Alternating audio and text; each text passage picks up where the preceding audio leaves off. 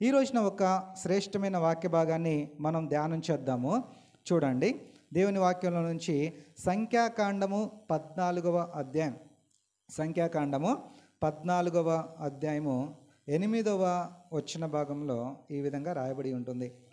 యెహోవా మనయందు ఆనందించిన ఎడల ఆ దేశంలో మనలను చేర్చి దానిని మనకిచ్చును. అది పాలు తేనెలు ప్రవహించు దేశం. చాలండి.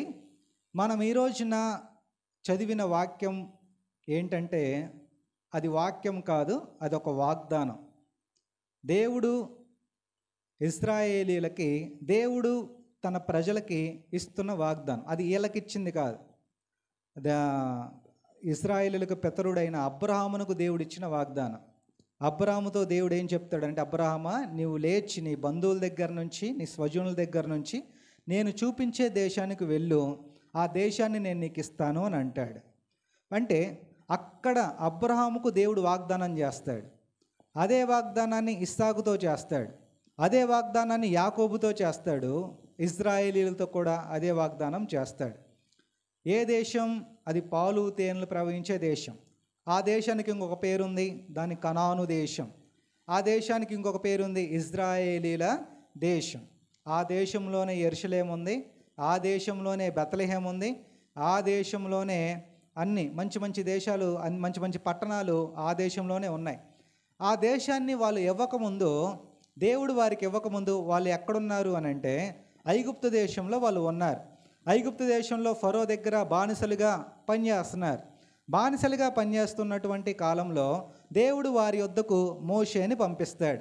మోషే వారి దగ్గరికి వెళ్ళి వారిని 10 తెగుళ్ళు ఐగుప్తు దేశంలో జరిగించి ప్రార్థన ద్వారా దేవుడు అక్కడ 10 తెగుళ్ళు కుమ్మరించిన తర్వాత ఫరో అంటాడు, మీరందరూ ఈ దేశంలో నుంచి వెళ్ళిపోండి అని చెప్పి ఐగుప్తు దేశంలో నుంచి వాళ్ళందరినీ మోషే బయటికి తీసుకొని వస్తాడు. అలా తీసుకొని వచ్చిన తర్వాత వాళ్ళు ఎర్ర సముద్రం దగ్గరికి వాళ్ళు వస్తారు. ప్రియులరా, ఇక్కడ ఒక ప్రశ్న నేను మీకు వేస్తాను. అదేంటంటే, దేవుడు సముద్రం దగ్గర ఎందుకు వాళ్ళని ఆపాడు? వేరే దారిలో వారిని నడిపించవచ్చు కదా, వేరే మార్గంలో వారిని నడిపించవచ్చు కదా, వేరే శ్రేష్టమైన మార్గంలో నడిపించవచ్చు కదా అని అంటే సముద్రం గుండానే దేవుడు వారిని ఎందుకు నడిపించాడో ఇక్కడ మనం ఆలోచిద్దాం. సముద్రం గుండానే ఎందుకు వారిని నడిపించాడు అని అంటే చాలా జాగ్రత్తగా గమనించండి. వీళ్ళు సముద్రం దాటిన తర్వాత, ఎర్ర సముద్రం చీలిన తర్వాత, వీళ్ళు దాటిన తర్వాత వీళ్ళని తరుముకుంటూ ఒక సైన్యం వస్తుంది. ఆ సైన్యం పేరేంటండి? ఫరో సైన్యం. ఫరో సైన్యం వస్తుంది. ఆ ఫరో సైన్యం అంతా సముద్రంలో మునిగి చచ్చిపోయింది. కాలువ దాటితే కాలువలో చచ్చిపోగలదా? అది చచ్చిపోలేదు. రోడ్డు మీద వెళ్తే ఆ ఫరో సైన్యాన్ని చంపొచ్చా? చంపలే. అంటే ఫరో సైన్యం చనిపోవాలి అని అంటే వాళ్ళకి ఏది కరెక్ట్ అంటే సముద్రమే కరెక్ట్. అంటే అర్థం ఏంటంటే, దేవుడు సముద్రం గుండా వారిని ఎందుకు నడిపించాడు అని అంటే వాళ్ళని దాటించడానికి కాదు, ఫరో సైన్యాన్ని ముంచడానికి దేవుడు సముద్రం గుండా నడిపించాడు. కాబట్టి ప్రియులారా, అంటే అర్థం ఏంటంటే దేవుని ఉద్దేశాలు చాలా ఉన్నతంగా ఉంటాయి. నువ్వు ప్రార్థన పూర్వకంగా ముందుకు వెళ్ళగలిగినట్లయితే నువ్వు సముద్రం దగ్గరికి దేవుడు నిన్ను ఎందుకు తీసుకొస్తాడు? ఆ ఒత్తిడి దేవుడు ఎందుకు తీసుకొస్తాడు? ఆ ఇబ్బందిని దేవుడు ఎందుకు తీసుకొస్తాడు అని అంటే నీకు ఏదో చేయడానికి కాదు, నీ శత్రువును చంపడానికి దేవుడు నిన్ను అక్కడ తీసుకొని వస్తాడు. కాబట్టి ప్రియులారా, అలాగ దేవుడు వారిని ఎర్ర సముద్రం కూడా ఆయన దాటించేసేసాడు. ఆ తర్వాత దేవుడు వారికి బండ నుంచి దేవుడు వారికి నీరుని అనుగ్రహించాడు. ఆ తర్వాత ఆకాశం నుండి మన్నాని దేవుడు వారికి కురిపించాడు. 20 లక్షల మందికి పైగా వాళ్ళు ప్రజలు ఉన్నారు. ప్రియులరా, అలాంటి వాళ్ళందరినీ దేవుడు వారిని నడిపించిన తర్వాత వాళ్ళందరూ ఇంకెక్కడికి వచ్చారు అని అంటే, వాళ్ళు ఎక్కడికి వచ్చేసారు అని అంటే ఇంకా కనాను దేశపు సరిహద్దుల దగ్గరికి వచ్చేసారు. అంటే ఇంకొన్ని చాలా దగ్గరగా, ఈ ఇజ్రాయేలీల దేశానికి దగ్గరగా, పాలు తేనెలు ప్రవహించే దేశానికి దగ్గరగా ఇంక వీళ్ళు వచ్చేసేసారు. చాలా జాగ్రత్తగా గమనించండి. ఇంకొక 2 అడుగులు వేస్తే ఆ దేశం వచ్చేస్తుంది. ఇంకొక కొంచెం ముందుకు వెళ్తే ఇంకా ఆ దేశాన్ని వీళ్ళు స్వతంత్రించుకోగలుగుతారు. ఇంకొక 40 సంవత్సరాలు ప్రయాణం చేశారు. ఇంకొక 2 రోజులు కనుక వీళ్ళు ముందుకు వెళ్తే ఆ దేశం వచ్చేస్తుంది. అక్కడ ఇశ్రాయేలీలందరినీ దేవుడు ఏం చేశాడు అని అంటే ఆగండి ఆగండి ఆగండి ఆగండి ఆగండి అని చెప్పేసి ఆపేసేసాడు. అంటే దగ్గరకు వచ్చిన తర్వాత దేవుడు వారిని ఏం చేశాడు? ఆపేశాడు. ఆపేసి ఏం చేశాడు అని అంటే 12 మంది వేగుల వారిని చూడమని పంపిస్తాడు. 12 మంది వెళ్ళి వచ్చిన తర్వాత 10 మంది చెడ్డ సమాచారం చెప్తారు, ఒక 2 మాత్రం మంచి సమాచారం చెప్తారు. ఆ 2 ఎవరో తెలుసా? యెహోషువ, కాలేబ్. ఆ దేశం చాలా బాగుందని 2 చెప్తారు. అక్కడ దేవుడు ఆపేసేస్తాడు. దగ్గర వరకు పెట్టేసి దేవుడు ఆపేసేస్తాడు. అక్కడ వాళ్ళని ఆపేసేస్తాడు. చిన్నపిల్లలకి అన్నము లేదా ఏదన్నా ఇచ్చేటప్పుడు, ఆ చాక్లెట్ ఏదైనా ఇచ్చేటప్పుడు దగ్గరికి పెట్టి వెనక్కి తీసామనుకోండి, వాడికి ఏమైద్ది? ఏడుస్తాడు, మండుద్ది. చాలా నోట్లో దగ్గరికి తీసుకొచ్చి నోటి దాకా తీసుకొచ్చి పక్కకు జరిపామనంటే కోపం వస్తుంది. వీళ్ళ పరిస్థితి అలాగే ఉంది. ఇంకొక 2 అడుగులు వేస్తే ఆ దేశం వచ్చేస్తుంది. ఇంకొక 2 అడుగులు వేస్తే ఇంకా దాంట్లోకి వెళ్ళిపోతాం. మనం ట్రైన్లో ప్రయాణం చేసేటప్పుడు, నేను మా ఊరు నుంచి విజయవాడ వచ్చేటప్పుడు, మా ఊరు నుంచి గుంటూరు వస్తాము, గుంటూరు నుంచి ఇంకా విజయవాడకు వచ్చేస్తాం. అప్పుడు దాకా ట్రైనోడు బాగానే తెస్తాడు. ఎక్కడ ఆపుతాడు అని అంటే కృష్ణానది మీద ఆపుతాడు. ఆడ దిగలేం, వెళ్ళలేం. దిగామంటే కృష్ణానదిలో పడిపోవడమే.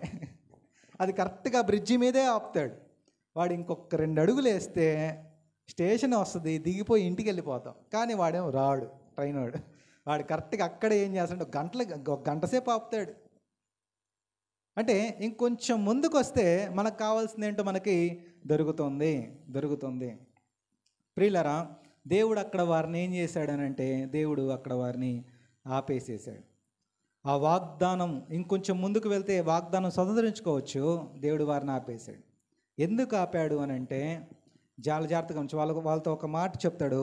వాళ్ళకి అది ఇవ్వాలి అని అంటే వాళ్ళు ఏం చేయాలో అక్కడ చెప్తాడు. సంఖ్యాకాండము 14వ అధ్యాయము 8వ వచ్చిన భాగంలో ఈ విధంగా రాయబడింది. యెహోవా మనయందు ఆనందించిన ఎడల ఆ దేశములో మనలను చేర్చి దానిని మనకిచ్చినో అది పాలు తేనెలు ప్రవహించు దేశము. యెహోషువ, కాలేబులు వారందరితో చెప్తున్నాడు, మేము ఆ దేశాన్ని చూసాము, అది పాలు తేనెలు ప్రవహించే దేశము. అయితే అది దేవుడు మనకివ్వాలి అని అంటే ఆయన ఒక చిన్న కండిషన్ పెట్టాడు. ఆ కండిషన్ ఏంటంటే యెహోవా మన యందు ఏం చేయాలంట? ఆనందించిన ఎడల. చదివాం కదా ఇప్పుడే, యెహోవా మన యందు ఆనందించిన ఎడల. నేను ఈ మాట చెప్తాను, అందరం చెప్దామండి. యెహోవా మన యందు ఆనందించిన ఎడల. ప్రియులరా, రేపు రాత్రి అవ్వంగానే పాస్టర్ గారు మన కోసము కొన్ని కార్డులను తీసుకొస్తారు. ఆ కార్డుల పేరేంటి? వాగ్దానాలు. ఆ వాగ్దానాలు మన చేతిలో పట్టుకుంటాం. ఆ వాగ్దానాలు తీసి మనం చదువుకుంటాం. మీకు ఒక విషయం చెప్తాను చూడండి, చాలా సీక్రెట్ చెప్తాను, ఎవరికి చెప్పకూడదు. ఏంటి ఆ సీక్రెట్ అంటే, ఆ కార్డులో ఉన్నది నీకు రేపు 2025 సంవత్సరంలో నెరవేరాలి అని అంటే సీక్రెట్ ఏంటంటే యెహోవా మన యందు ఆనందించాలి. దేవునికి స్తోత్రం చెప్దామా అండి?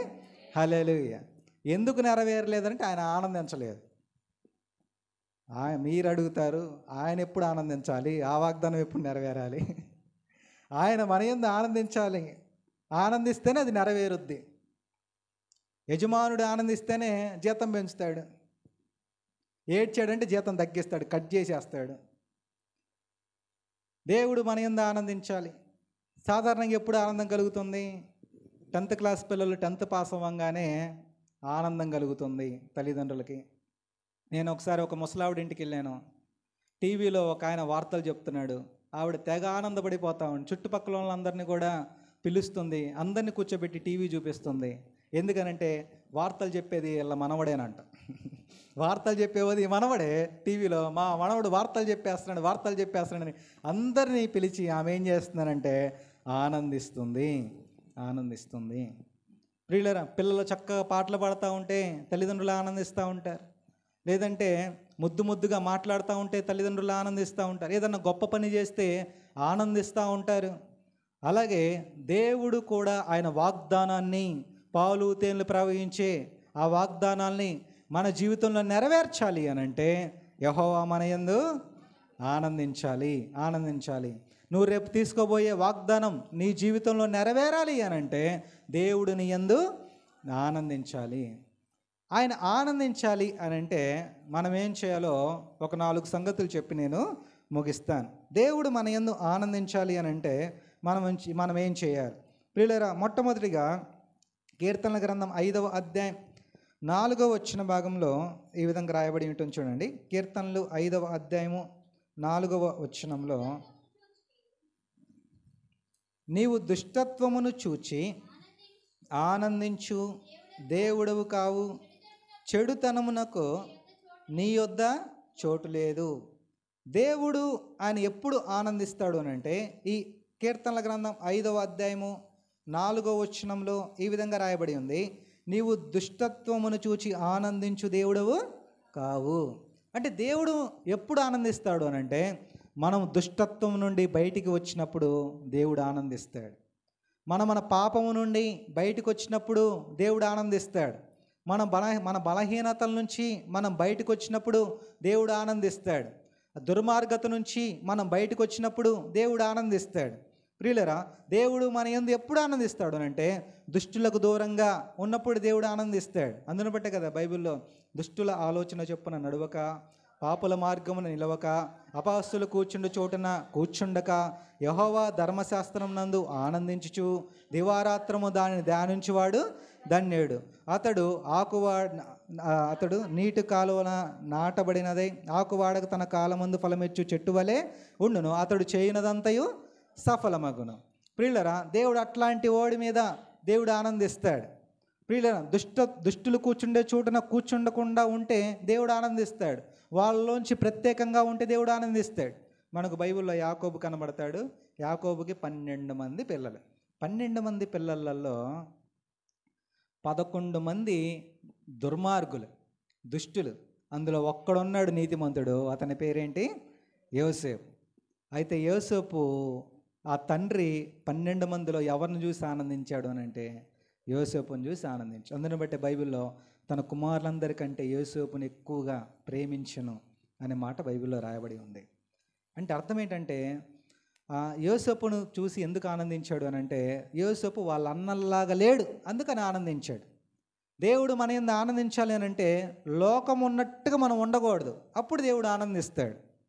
ప్రియులరా, మనం ఈ లోకానికి ప్రత్యేకంగా ఉన్నప్పుడు, ప్రత్యేకపరచబడినప్పుడు దేవుడు మన యందు ఆనందించే దేవుడే ఉన్నాడు. కాబట్టి దేవుడు అంటున్నాడు, భక్తుడు అంటున్నాడు, ప్రభువా నీవు దుష్టత్వమును చూచి ఆనందించే దేవుడు కావు అని అంటున్నాడు. ఒక నీతిమంతుని చూసి దేవుడు ఆనందిస్తాడు. యోసేపు పోతిఫరు భార్య యోసేపును బలవంతం చేసినప్పుడు యోసేపు ఏం చేస్తాడనంటే అతని చొక్కా, అతని వస్త్రం ఆమె చేతిలోనే వదిలిపెట్టి అక్కడి నుంచి పారిపోతాడు. అలాగే ఎప్పుడైతే పారిపోయాడో పరలోకమందున్న దేవుడు దూతలందరితో కలిసి ఆనందించాడు. నా బిడ్డ చూసావా అక్కడి నుంచి పారిపోయాడని ఆనందించాడు. కాబట్టి ప్రియరా, మనల్ని చూసి దేవుడు ఆనందపడే విధంగా మనము ఉంటున్నామా? మనల్ని చూసి దేవుడు సంతోషిస్తున్నాడా? దుర్మార్గత నుంచి బయటకు వస్తే దేవుడు అందుకనే కదా తప్పిపోయిన కుమారుడు తండ్రి దగ్గరికి వచ్చినప్పుడు అతడు పెద్ద కుమారుడితో ఇలాగంటాడు ఆ తండ్రి, మనము సంతోషించి ఆనందించుట యుక్తమే, నీ తమ్ముడు చనిపోయి బ్రతికేనని అంటాడు. అందరితో కలిసి విందు చేస్తాడు, ఆనందిస్తాడు. దేవుడు కూడా మన పాపంలో నుంచి మనం బయటకు వచ్చినప్పుడు, మన దుర్మార్గుల నుంచి మనం బయటకు వచ్చినప్పుడు, మనం ఆయన పరిశుద్ధమైన సన్నిధిని మనం ఆశ్రయించినప్పుడు, ఆయన రక్తం ద్వారా మన పాపాలను కడుక్కున్నప్పుడు, పరిశుద్ధపరచబడినప్పుడు దేవుడు మన యందు ఆనందిస్తాడు. అలాగ ఆనందిస్తే మనకు అనుగ్రహించేదే పాలు తేనెలు ప్రవహించు దేశం. రెండవదిగా దేవుడు మన యందు ఎప్పుడు ఆనందిస్తాడు అని అంటే చూడండి, సామెతల గ్రంథం 23వ అధ్యాయం, సామెతల గ్రంథం 23వ అధ్యాయము 16వ వచన భాగంలో ఈ విధంగా రాయబడి ఉంటుంది. సామెతల గ్రంథం 23వ అధ్యాయం 16వ వచనంలో, నీ పెదవులు యథార్థమైన మాటలు పలుకుట విని నా అంతరింద్రియములు ఆనందించును. దేవుడు ఏం చూసి మనలో ఆనందిస్తాడు అని అంటే, మన యథార్థమైన మాటలు వింటే ఆయన ఆనందిస్తాడు. అంటే మన మాటలను బట్టి ఆయన ఆనందిస్తాడు. మనం మాట్లాడే విధానాన్ని బట్టి ఆయన ఆనందిస్తాడు. మన నోటి నుండి వచ్చేటువంటి మంచి మాటలను బట్టి, శ్రేష్టమైన మాటలను బట్టి ఆయన ఆనందిస్తాడు. మరి ఏ మాటలను బట్టి ఆయన కోపగిస్తాడు? ఏ మాటలకు ఆయన నచ్చవు? ఏ మాటలు ఆయనకు అసహ్యము అని అంటే, బూతులు మాట్లాడితే ఆయనకు అసహ్యం. బూతులు మాట్లాడితే ఆయన ఆనందించడు, ఆయన కోప్పడతాడు. ప్రియులరా, ఇష్టం వచ్చినట్టు మాట్లాడితే దేవుడు ఆనందించడు. ప్రియులరా, కత్తిపోటు వంటి మాటలు కలిగిన వారు కలగరు. మృదువైన మాట క్రోధమును చల్లార్చును, నొప్పించు మాట కోపమును రేపు. ఇతరులను నొప్పించినట్టు మాట్లాడితే దేవుడు ఆనందించడు. ఈరోజున చాలామంది ఎలా మాట్లాడుతున్నారంటే బూతులు మాట్లాడుతున్నారు. మీ నోట బూతులైన సరసోక్తులైన ఇట్లాంటి రానివ్వమాకండి, ఇవి పరిశుద్ధులకు తగదు అని కొత్త నిబంధనల పౌలు చెప్తాడు. ఈ రోజున ఎట్లాగుంది అని అంటే బూతులతోటి మాట్లాడుతున్నారు. ఎల్లమని చెప్పడానికి బూతే, రమ్మని చెప్పడానికి కూడా బూతే. అట్లాగా మాట్లాడుతున్నారు. అట్లాగుంటే దేవుడు ఆనందించడు. నిన్ననే ఒకళ్ళ ఇంటికి వెళ్ళాను. వాళ్ళ కొడుకు వాళ్ళ అమ్మని, వాళ్ళ నాన్నని, వాళ్ళ చెల్లిని, వాళ్ళ అక్కని బూతులతో సంబోధిస్తున్నాడు. నోటి నిండా బూతులే. మీకు ఒక విషయం చెప్తాను చూడండి, పిల్లలు బూతులు మాట్లాడుతున్నారనంటే తప్పు ఆడిది కాదు, పెంచిన వాళ్ళని తప్పు. ముందు ఎవరిని తన్నాలంటే తల్లిదండ్రులనే అనాలి, ఏమన్నా అనాలంటే. ఎందుకనంటే వాడు 25 సంవత్సరాలు వచ్చాయి, ఇప్పుడు వాడు బూతులతో మాట్లాడుతున్నాడు. అసలు వాడికి ఎప్పుడు బుద్ధి చెప్పాలి అని అంటే, వాడు చిన్నప్పుడే ఏదో ఒకటి స్టార్ట్ చేస్తాడు కదా, బూతులు రెబ్బన్ కటింగ్ చేస్తాడు కదా బూతులతోటి ఏదో ఒకటి కదండి. ఇప్పుడు చిన్నప్పుడే బూతులు అనే రిబ్బన్ కటింగ్ చేస్తాడు కదా, ఏదో ఒక మాట అంటాడు కదా.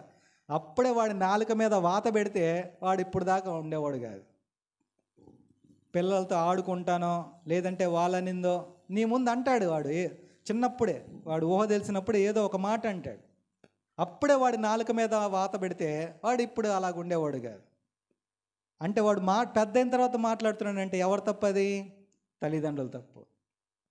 ఇంకా ఎంకరేజ్మెంట్, మామయ్యని తిట్టయ్యా, అది అత్తొచ్చింది తిట్టయ్యా, మా వాడు భలే తిడతాడయ్యా. నువ్వేమో తిట్టడంలో ఆనందిస్తావు, వాడు తిడతా ఉంటే నువ్వు ఆనందిస్తావు. కానీ దేవుడు అలా ఆనందించడు. వాడు తిడతా ఉంటే దేవుడికి బాధేస్తూ ఉంటుంది. నా కుమారుడా, నీ పెదవులు యథార్థమైన మాటలు పలుకుట విని నా హృదయం, నా అంతరింద్రియములు ఆనందించును అని అంటున్నాడు. కాబట్టి రేపు నూతన సంవత్సరంలో మనం ఒక తీర్మానం చేసుకోవాలి. మనం బూతులు మాట్లాడకూడదు అని తీర్మానం చేసుకోవాలి. అట్లాగా తీర్మానం చేసుకుంటే దేవునికి స్తోత్రం చెప్దామండి. మా వల్ల కాదే అని అంటారు, ఏదో ఒకటి వస్తుంది అని అంటారా? అలాగే ఉండకూడదు. మీకు ఇంకో విషయం చెప్తాను చూడండి. నోటి మాటలను బట్టే ఇద్దరికి గొడవ వచ్చింది అరణ్యంలో, ఇశ్రాయేలీలకి మోషేకి. మోషే మీద ఇశ్రాయేలీలు సనిగారు, అందుకని దేవుడు కోపం వచ్చింది. అంటే మోషే గురించి, అక్కడ పాస్టర్ గారి గురించి ఆ ఇజ్రాయేల్ సనిగారు, సంఘం సనిగింది. ఆ మాటలను బట్టి దేవుడు కోప్పడి అక్కడ ఆపేస్తాడు. అలాగే మోషే కూడా ఇశ్రాయేలీలను అంటాడు. బైబిల్లో మోషే కాని మాట పలికాను అని ఉంటుంది. అంటే అక్కడ పాస్టర్ గారు కూడా జనాల్ని ఏదో అన్నాడు. అంటే ఇక్కడ మనం తెలుసుకోవాల్సిన విషయం ఏంటంటే, విశ్వాసులు పాస్టర్ గారిని ఏమన్నా దేవుడు ఊరుకోడు, పాస్టర్ గారు విశ్వాసులను ఏమన్నా కూడా దేవుడు ఊరుకోడు. దేవునికి స్తోత్రం చెప్దామా అండి? హల్లెలూయా. అందరూ దేవుని యొక్క మాటలనే కలిగి ఉండాలని దేవుడు తెలియజేస్తున్నాడు. నా కుమారుడా, నీ పెదవులు యథార్థమైన మాటలు పలుకట విని నా అంతరింద్రియములు ఆనందించును. ఇక్కడ దేవుడు ఏ మాటలను బట్టి ఆనందిస్తాడు అని అంటే, యథార్థమైన మాటలు. యథార్థమైన మాట అంటే ఏంటి అర్థం? లోపల ఏదైతే ఉందో బయటికి అదే మాట్లాడడం. కాబట్టి ప్రియులారా, చాలామంది మనసులో ఒకటి ఉంటుంది, బయట ఒకలాగా మాట్లాడుతూ ఉంటారు. బైబిల్ ఏమని తెలియజేస్తున్నానంటే, నీ మాట అవునంటే అవును, కాదంటే కాదు అన్నట్టుగా ఉండాలని దేవుని వాక్యం తెలియజేస్తుంది. కాబట్టి మన మాట తీరుని మార్చుకుందాం. రేపు నూతన సంవత్సరంలో ప్రభువా నా మాటలను బట్టి నీకు అవమానం కలుగుతుందేమో, దేవుణ్ణి అడుగుదాం, నా మాటలు నేను కంట్రోల్ చేసుకోవడానికి సహాయం దయచే ప్రభువా అని మనం అడుగుదాం. దేవుడు అప్పుడు ఆనందిస్తాడు. మన మాటల్ని బట్టి దేవుడు సంతోషిస్తాడు. ప్రియులరా, మాట చాలా విలువైందండి. అది నాలుక అని అంటారు. నాలుకంట పాప ప్రపంచమై అడవిని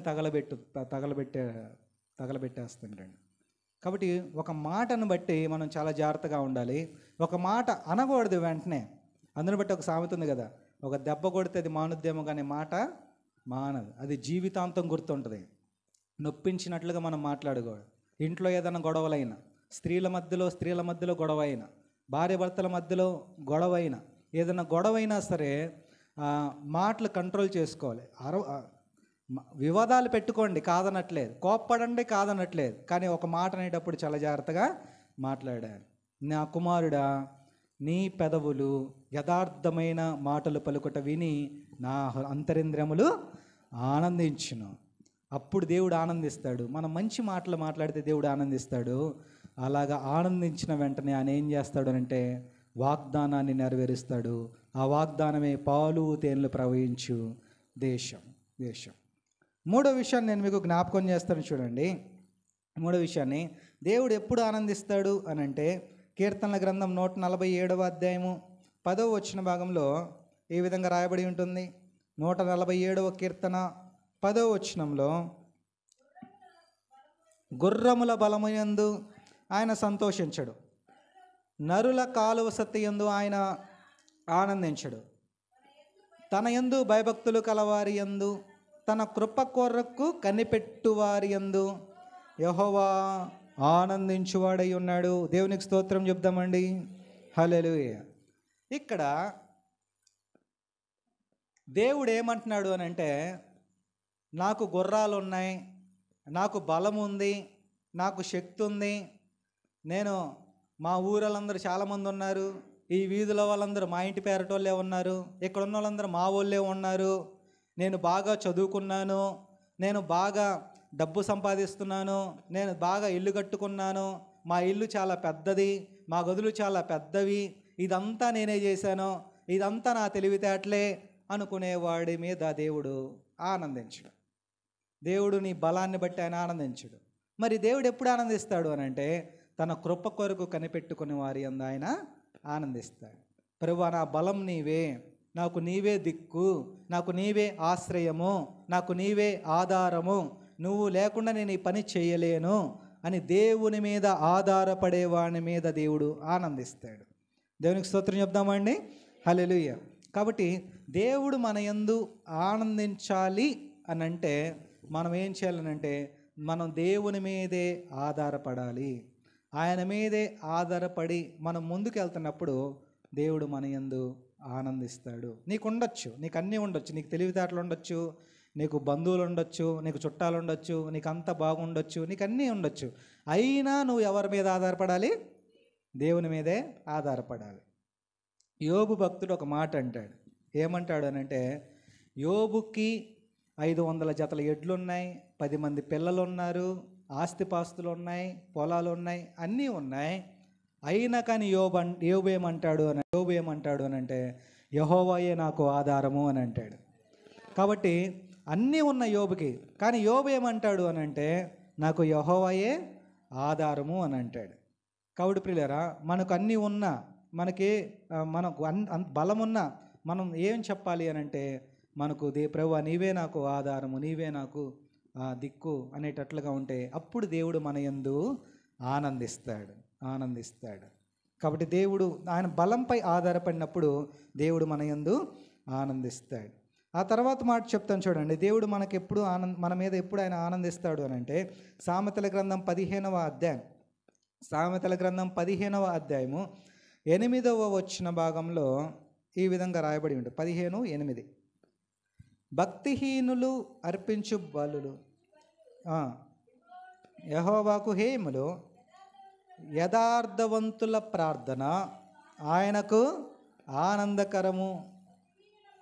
చాలండి. దేవుడు ఎవరి యందు ఆయన ఆనందిస్తాడు అని అంటే, ఎవరైతే యథార్థంగా ప్రార్థన చేస్తారో ఆ ప్రార్థన యందు ఆయన ఆనందిస్తాడు. దేవుడు ఎవరిని చూసి ఆనందిస్తాడు అని అంటే, ఎవరైతే ప్రార్థనా పరులుగా ఉంటారు, ప్రతిరోజు ఎవరైతే ప్రార్థనా జీవితాన్ని కలిగి ఉంటారు, ప్రతిరోజు ఎవరైతే ఆయనకు మొరపెడుతూ ఉంటారు, ఆయనను స్తుతిస్తూ ఉంటారో, ఆయన యందు మోకాళ్ళు వేసి ఆయనను గణపరుస్తూ ఉంటారో, అట్లాంటి ప్రార్థనా పరుల యందు దేవుడు ఆనందిస్తాడు. నువ్వు రోజు ప్రార్థన చేసుకోవట్లేదా? అయితే దేవుడు ఆనందించడు. నువ్వు రోజు ప్రార్థన చేసుకుంటున్నావా? దేవుడు ఆనందిస్తాడు. నువ్వు రోజు ప్రార్థన చేస్తే దేవుడు ఆనందిస్తాడు. దేవుడు ఆనందిస్తే నీకు ఆయన వాగ్దానం నెరవేరుస్తాడు. కాబట్టి ప్రియులరా, దేవుడు ప్రార్థన పరుల యందు ఆయన ఆనందించే దేవుడై ఉన్నాడు. ప్రార్థన చేసేవాళ్ళు దేవునికి చాలా దగ్గరగా ఉంటారు. దేవుడు కూడా వారికి చాలా దగ్గరగా ఉంటాడు. కాబట్టి మనం ప్రార్థన చేయాలి. మనం ప్రార్థన చేయగలుగుతున్నామా? ప్రియులరా, మోకాళ్ళ ప్రార్థన, ఒక దైవజనుడు అన్నాడు, మోకాళ్ళ ప్రార్థన ఏం చేస్తానంటే ఆ సమస్యను నీ కాళ్ళ దగ్గర తీసుకొని వచ్చేదే మోకాళ్ళ ప్రార్థన అని అన్నాడు. అంటే నువ్వు మోకరించి ప్రార్థన చేస్తే ఆ సమస్య ఏం చేస్తానంటే నీ కాళ్ళ దగ్గరికి వస్తుంది. దానియేలు ఉన్నాడు కదండి, దానియేలు దినమునకు ముమ్మారు మోకాల్లోనే ప్రార్థన చేసేవాడు. దానియేలుని తీసుకొని వెళ్ళి సింహపు బోన్లో వేస్తారు. జాగ్రత్త గమనించండి, దానియేలు దేవుని ఎదుట మోకాళ్ళు వేస్తే సింహాల గుహలో సింహాలు దానియేలు ఎదుట మోకాళ్ళు వేసేయండి. అంటే అర్థం ఏంటంటే దానియేలు దేవుని ఎదుట మోకాళ్ళు వేసాడు, సింహాలు దానియేలు ఎదుట మోకాళ్ళు వేసాయి. కాబట్టి ప్రియులరా, మనం దేవుని ఎదుట మోకాలు. మీకు ఇంకో విషయం చెప్తాను చూడండి. ఏదన్నా పని సులువుగా చెయ్యాలని ఉందా? ఇప్పుడు అంత సులభం అవ్వటానికే కదా మనిషి ఆలోచిస్తున్నాడు. అంత సులువైన పనినే మనిషి ఆలోచిస్తాడు. అంత బాగా సులభం అయిపోయింది. ఇంతకుముందు నీళ్ళు తెచ్చుకునే వాళ్ళు, బిందెలు మోసుకుంటూ వెళ్ళేవాళ్ళు. ఇప్పుడు మనకేమొచ్చాయి? మోటార్ వచ్చేసి స్విచ్ చేయంగానే నీళ్ళు చాలా సులభంగా వచ్చేస్తుంది. ఇంక విచిత్రమైన సంగతి ఏంటంటే ఇప్పుడున్న ఆడపిల్లలకి అది వేయడానికి కూడా బద్ధకమే. అది అమ్మ కొంచెం మోటార్ వేయమ్మా అని అంటే, నేను వెయ్యలేను డాడీ, నేను వెయ్యలేను మమ్మీ, అన్నీ నాకే చెప్తారు మమ్మీ అని అంటూ ఉంటారు. ఇంతకుముందు చక్కగా బట్టలు తుక్కునేవాళ్ళు, ఇప్పుడు ఏమొచ్చాయి అని అంటే వాషింగ్ మిషన్. ఈ బట్టలు తీసుకెళ్ళి దాంట్లో వేయడానికి కూడా బద్ధకమే. మళ్ళీ ఇవన్నీ నాకే చెప్తారు, ఇవన్నీ నాకే చెప్తూ ఉంటా ఉంటారు. అంటే పని ఏమైంది అని అంటే సులభం అయిపోయింది. అంట్లు దోమే మిషన్ వచ్చింది కానీ అది వర్కౌట్ అవ్వలే, సరిగా వర్కౌట్ అవ్వాలి. అది కనుక వర్కౌట్ అయిందనుకోండి ఇంకా మొత్తం సామ్రాజ్యం, స్త్రీలదే సామ్రాజ్యం మొత్తం. అది సరిగా వర్కౌట్ అవ్వక కొంచెం లోబడి ఉంటున్నారు. కానీ ఈ అంట్లు దోమటానికి బట్టలు అన్ని మిషన్లు వచ్చేసాయి. అంటే పని సులభం అవ్వాలి. అలాగే నీ సమస్య కూడా సులభం అవ్వాలంటే ఒక విషయం చెప్తాను చూడండి. ఒకసారంట ఒక ఆయన బాగా శ్రమలు అనుభవిస్తూ, కష్టాలు అనుభవిస్తూ రోడ్డు మీద దిగులుగా నడుచుకుంటూ వెళ్తున్నాడంట. ఆయనకంట ఒక కంకర రాళ్ళు కొట్టుకుంటా పనిచేసే ఒక ముసలాయన కనబడ్డాడంట. ఏ రాళ్ళు కొడుతున్నాడు? కంకర రాళ్ళు కొడుతూ ముసలాయన కనబడ్డాడంట. 70 సంవత్సరాల వృద్ధుడంట. ఆయన ఏం చేస్తున్నాడు అని అంటే మోకాళ్ళు వేసి కంకర రాళ్ళు కొడుతున్నాడంట సుత్తితోటి. అప్పుడు ఈయన అడిగాడంట, అయ్యా నువ్వు బాగా పెద్ద వయసు అయిపోయావు కదయ్యా, మోకాళ్ళు వేసే కంకర్రాళ్ళు ఎందుకు కొడుతున్నావు, కూర్చొని కొట్టచ్చు కదా అని అంటే, అప్పుడు ఆ పెద్ద ఆయన అన్నాడు ఈయనతోటి, ఏం లేదయ్యా, నిలబడి కొట్టాను అనుకో, నిలబడి కొట్టడం కుదరదు, ఎందుకనంటే నడుము పట్టేస్తుంది. కూర్చొని కొట్టాను అనుకో ఈ కంకర్రాళ్ళు పగలవు. వీటిని ఎలా కొడితే పగులుతాయి అని అంటే మోకాళ్ళు వేస్తేనే ఇవి పగులుతాయి. మోకాళ్ళు వేస్తేనే సులభంగా పగులుతాయి. అందుకే నేను మోకాళ్ళు వేసి దీన్ని పగలు కొడతాను అన్నట్టు. అప్పుడు ఆయనకు అర్థమైందంట, ఈ సమస్యలన్నీ కూడా సులభంగా పరిష్కరించబడాలి అని అంటే మోకాళ్ళతో చేసే ప్రార్థనే కరెక్ట్ అని అన్నాడంట. దానికి స్తోత్రం అండి. హల్లెలూయా. నీ సమస్య సులభంగా పరిష్కరించబడాలి అని అంటే మోకాళ్ళతో చేసే ప్రార్థనే సులభంగా నీకు సులభంగా పని అవ్వాలని అంటే నువ్వు మోకాళ్ళతో చేసే పనే కరెక్ట్. కాబట్టి ప్రియులరా, అట్లాంటి ప్రార్థన యందు దేవుడు ఆనందించేవాడై ఉన్నాడు. నేను 4 విషయాలు చెప్పాను. మొదటిగా ఆయన చెడుతనము నుంచి మనం బయటికి విసర్జిస్తే, దుర్మార్గతను విసర్జిస్తే దేవుడు మన యందు ఆనందిస్తాడు. యథార్థమైన మాటలు పలికితే ఈ అసలుకి నేను చాలామందిని గమనిస్తున్నాను, బైబిల్ పట్టుకుంటున్నారు, బూతులు మాట్లాడుతున్నారు.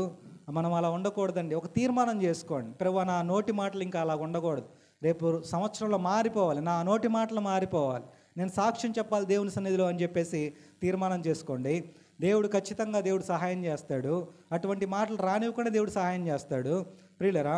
కాబట్టి యథార్థమైన మాటలు పలికితే దేవుడు మన యందు ఆనందిస్తాడు. ఆ తర్వాత ఆయన బలం మీదే మనం ఆధారపడితే దేవుడు మన యందు ఆనందిస్తాడు. మోకాళ్ళేసి ప్రార్థన చేస్తే దేవుడు మన యందు ఆనందిస్తాడు.